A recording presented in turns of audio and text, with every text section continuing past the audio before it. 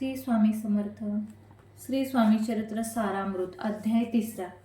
श्री गणेशाय नमः. धन्य धन्य ते या जगती, स्वामी चरणी ज्यांची भक्ती, त्यासी नाही पुनरावृत्ती. पद पाविती कैवल्य, निर्विकार स्वामी मूर्ती. लोका चमत्कार दाविती, काही वर्ष करुणी वस्ती. मंगळ वेडे सोडिले, मोहळा माझी वास्तव्य करीत.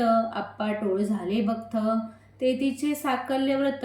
अल्पमती केवी वर्णू, सवे घेऊन स्वामीसी. टोळ जाती अक्कलकोटासी, अर्धमार्गावरुनी टोळासी. मागे परतणे भाग पडे, टोळ गेली या परतोनी. स्वामी चालले उठोनी, बहुत वर्जले सेवेकांनी. परीनस मानिले त्या, तेथोनी या निघाले. अक्कलकोटाप्रती आले, ग्रामाद्वारी बैसले. यतिराज स्वइच्छेने, तेथे एक अविंद होता. तो करी तयांची थट्टा, परी काही चमत्कार पाहता. महासिद्ध समजला, पूर्य पुण्यास्तव निश्चिती. आले चोळप्पाचे ग्रहाप्रती, स्वामीसी जाणोनी ईश्वर मूर्ती. चोळप्पा करी आदर, योग यागाधिक काही. चोळप्पाने केले नाही, परी भक्तिस्तव पाही. स्वामी आले सदनाते, तयाची देखुनी या भक्ती. स्वामी तेथे भोजन करीती, तेव्हा चोळप्पाच्या चित्ती. आनंद झाला बहुसाळ, तैपासुनी तयांचे घरी. राहिले स्वामी अवतारी,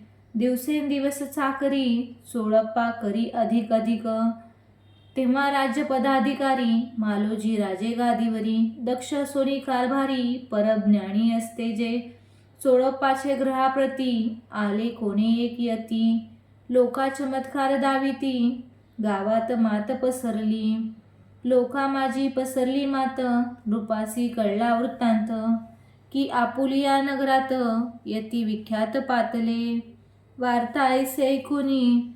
राव बोलला काय वाणी, गावात यती येऊनी. फार दिवस झाले, परी आम्हा श्रुत पाही. आजवरी झाले नाही, आता जाऊनी लवलाही. भेटू तया यतीवर्या, परी ते केवळ अंतर्ज्ञानी. ऐसी वार्ता ऐकली कानी, हे सत्य तरी येऊनी. आत्ताच देती दर्शना, राव मुखातून वाणी निघाली. तोची यतिमूर्ते पुढे ठेली, सकल सभा चकित झाली. मती गुंगली रायाची, हून पटली अंतरी. स्वामी केवळ अवतारी, अभक्ती पळूनी गेली दुरी. चरणी भक्ती जडली ते, सकळ सभा आनंदली. समस्ते पावले वंदिली, षडोपचारे पूजली. स्वामी मूर्ती नृपराये.